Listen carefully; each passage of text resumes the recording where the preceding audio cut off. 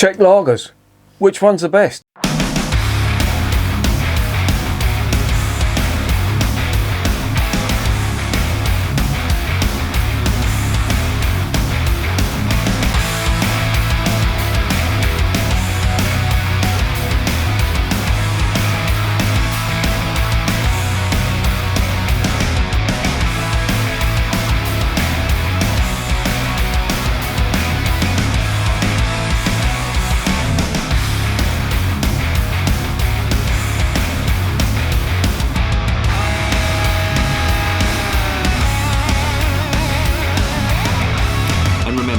Life is too short to be drinking shitty beer. Welcome to another edition of Bands, Bikes and Booze Reviews. Now, this is a video that I said I was going to do after trying some of this out. Now, as you know, I've had COVID and all that, and my senses have not been up to par, but I think they've got back to normal now, and one of the first beers I wanted to try was this stuff. Now, this Kozel stuff, I have tried some of the stuff from the brewery before, and it was quite good. And they've started doing it around the corner in Skunk Central, and I was buying it, so I'm not going to lie to you, I've tried this before. Well, I've always tried the beers before in these comparison videos, but I didn't really appreciate the flavour of this beer until, well, today really, because I have bought this before. As soon as they got it in, I tried it to see if I could taste it, but to be honest, it just tasted like fizzy liquid. I did a review of it today, and I realised that it's actually quite a good Czech beer, a Czech lager I should say. So I decided, is it worthy of doing a comparison with Budvar? Well, Budvar is one of my favourites. It's a fridge filler, it's available around the corner. I always buy it in cans now. Please, please, please do not buy it in bottles, because the bottles are green and you will not get the real flavour of the beer. Well, you may do if you're lucky, but you're gambling basically, because most of the supermarkets that sell it, they have it under the lights and it goes light struck, or if you want to call it, what they call it, hop struck. It's light struck basically, where the hops react with the light through the green glass, and it just gives it a horrible aroma and a horrible flavour. And I have tasted it when it's been light struck, and it is fucking disgusting, seriously. And you know, when I drink it in a can, the thought of spitting it out because it's disgusting just doesn't enter it. So with light beers like this, I always say, unless it's in a brown bottle, if you haven't got a brown bottle, then always buy it in a can. Don't buy it in a clear bottle, don't buy it in a green bottle, because it will taste like a bag lady's period. That's all I'm going to say about green bottles. You know my views on them, you know how much it winds me up, so that's all I'm going to say. But it doesn't matter today, because I've got two beers in cans, so there's no chance of that happening. Now, Kozel, they are a Czech brewer. They have been going since, well, it's got it on the can actually, 1874, and their beer is quite good, I have to say. And I only recently discovered them. A German mate of mine, he brought some over from Germany. This is quite popular in Germany. He brought some over for me, and he said that you need to try this. This is a good one. Budvar, does it really need any introductions? I have done, I think, 3 reviews of this. I've compared it to the American Budweiser, and yeah, there's a reason. I would never do that now, because this is just light years ahead of that Budweiser. But I wanted to compare the two, because a lot of people do say, oh, is the Czech Budweiser, or Budvar, as I always call it. I don't call it Budweiser because it's too confusing. It puts it in the same bracket as that American stuff, and I really, well, it doesn't fucking even warrant that. But a lot of people did say, are the two beers the same? And I wanted to make it clear that it wasn't. So there's a 3-part video, very early video that I did on the channel. I've also done a review of the beer. I've reviewed the Budvar Dark Lager, and I genuinely like what they do.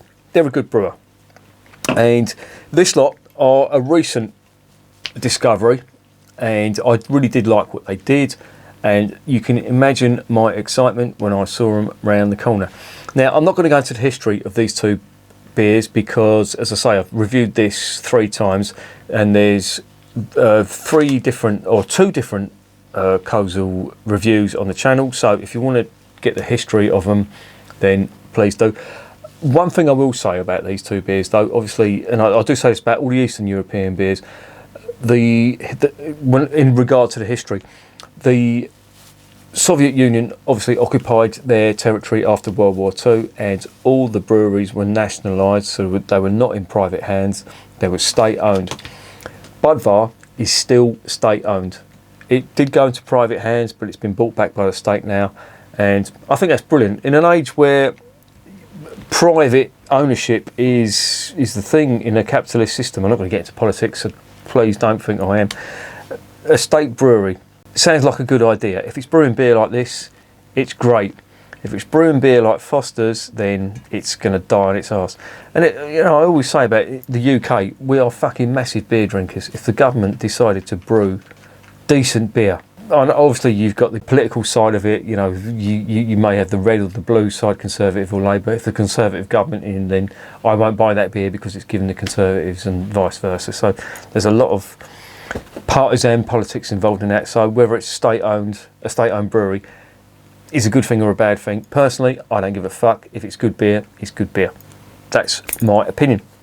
If it's going by the government, this fucking current government is bound to be shit. But there you go. That's all I'm going to say about politics. Let's stop fucking about and let's get on to the beer.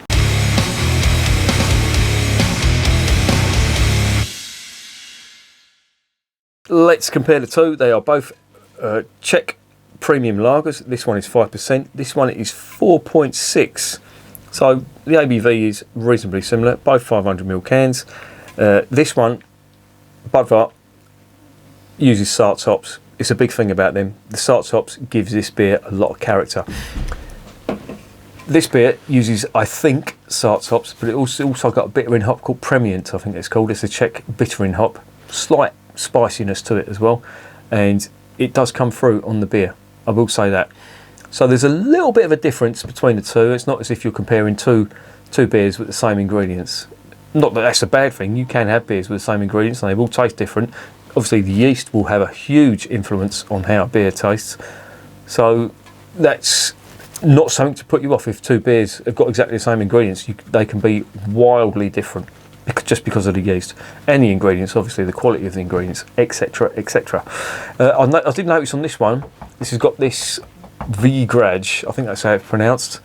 That means win in Polish. This is I think this is brewed for the Polish market, and you can win 12 electric bikes or 5,000 pints. You know my views on cyclists, you know my views on beer. Which one do you think I would wish to have? 5,000 pints or an electric bike? Personally, I would have 5,000 pints. The party round on this estate would be absolute carnage, because I would just give it away, because if I decided to keep it all for myself, I would be on dialysis before you could say Kozel. Anyway, enough about that. Let's get these open. Let's see what's going on.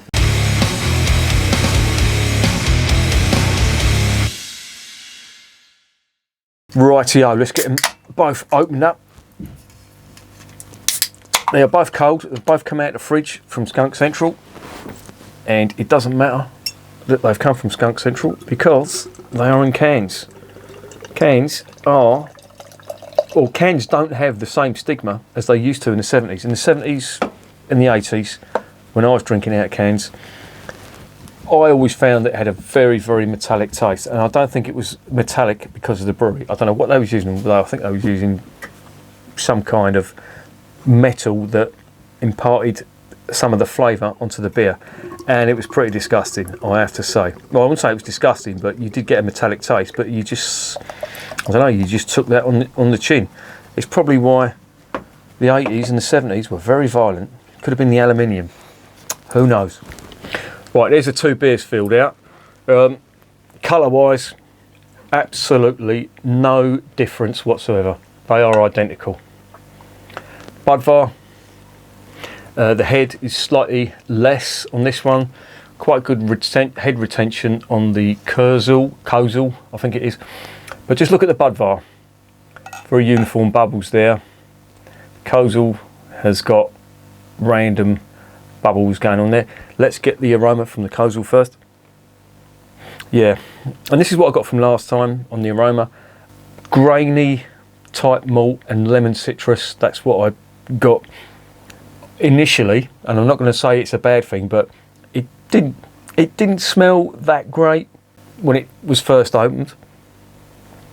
But it wasn't unpleasant. There was no nasties in there, certainly. Right, the Budvar. That smells a lot fresher. There's more of the grain. I wouldn't say grain, more malt, I should say. Not as much lemon citrus, I will say that. And slightly more of the Sart's hop character in that. The head on them has more or less dissipated. But look at the bubbles on that.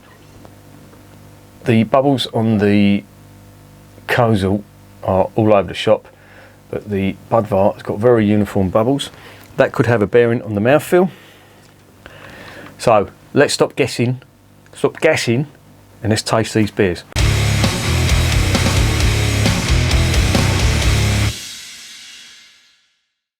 Right, firstly the Kozel. Bottoms up.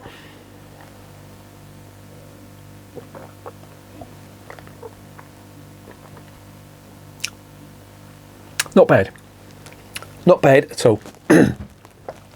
Slight sweetness to it, which could be construed as a sort of a brewing syrup or some type of sugar. Gives it a sweet edge to it. I don't think all that sweetness is coming from the malt, but it's reasonable. I will say that. It's not a chuck down a sink job, no nasties. A little bit of the hop character coming through in that as well, but yeah, not bad, just okay. Now the Budvar.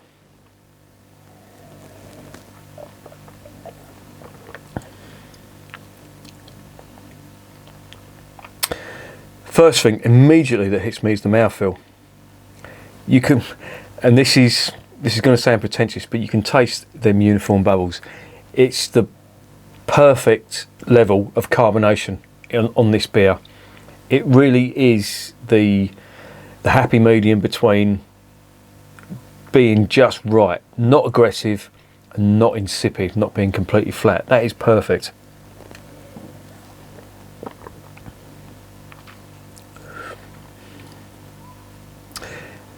And this doesn't have as big flavours as that, which isn't a bad thing, because the mouthfeel on this, I don't know whether that's psychological, but it just makes it slightly more drinkable.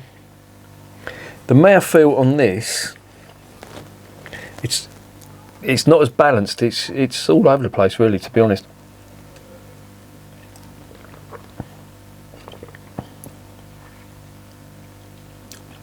And there's that sweetness on there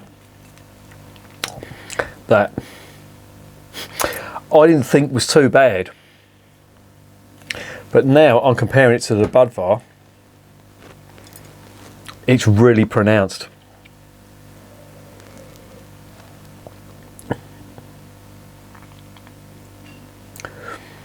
This just feels like a better beer, a better quality beer, the Budvar, that is. And I sort of went in here thinking that as well, and it's not been an influence on me. If that was better, believe me, I would tell you if the Kozel was better.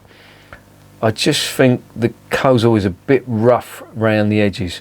To me, this is like a polished beer. It's got the perfect balance between carbonation and good mouthfeel. Perfect balance between the malt that's in here and the Sart's hops character. It's just, for me, it's just a great beer. It's a great Czech beer.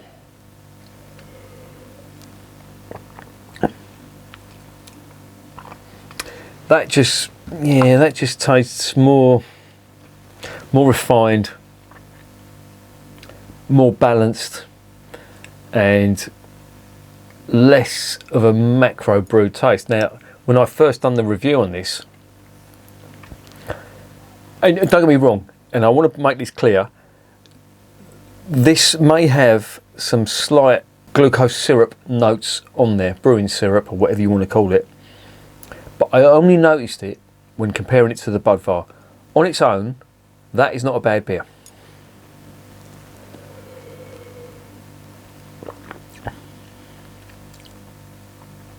quite grainy, and that grainy, bready, and when I say grainy, I don't mean that in a bad way. There was quite a bready type finish on this as well, and it's quite nice. I wouldn't say it compares to the Bavarian's liquid bread type thing, but it is there. The Budvar doesn't have that. The Budvar is more rounded. You do get, when you get a mouthful of that, you get a perfect mouthfeel. You get the Sartops character, and you do get some malt as well, some sort of bready type malt, but it's balanced. No one flavour is dominant on this. This is a bit spiky. The carbonation, i.e. the mouthfeel, and the malt on this are big.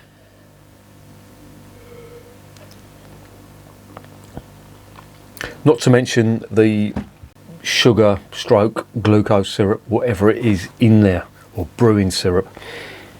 You don't really get that on this at all, on the Budvar I should say.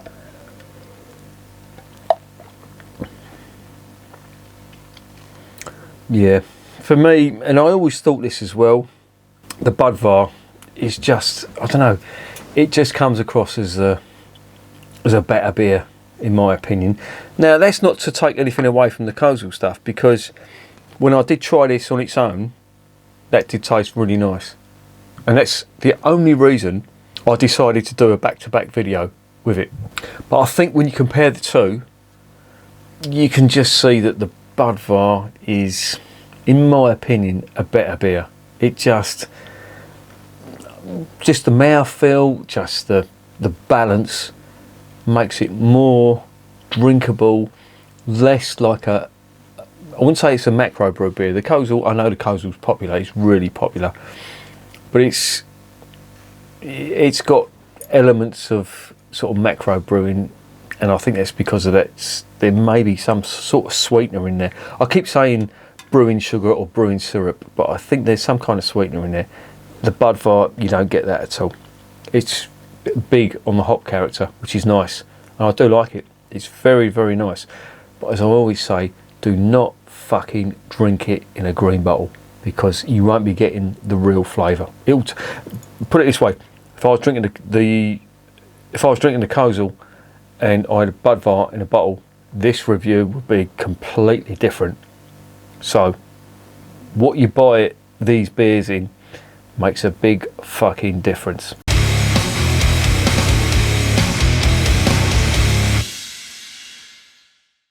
So what is the verdict between Budvar and Kozel premium lagers? Well, Budvar, when Budweiser say they're the king of beers, they're not. If these Budweisers said they were the king of beers, then they would be, because this is a really nice beer. It's a fantastic fridge filler if you can get it in a can. This stuff might be a little bit hard to find, but if you've got some Eastern European supermarkets around you, they may be able to get hold of it. It is not bad on its own. Now, as I mentioned previously in the tasting section, if this was in a bottle, this would be a completely different review. This, well, not this, but the Budvar would probably be going down the sink, and this would be reigning supreme. I cannot emphasise enough how much the vessel that you buy your beer in makes a difference. But for me today, this Budvar is, well, it always sort of was the better beer. This is not a bad contender, and they do some great beer. The dark beer is really nice. I did like that.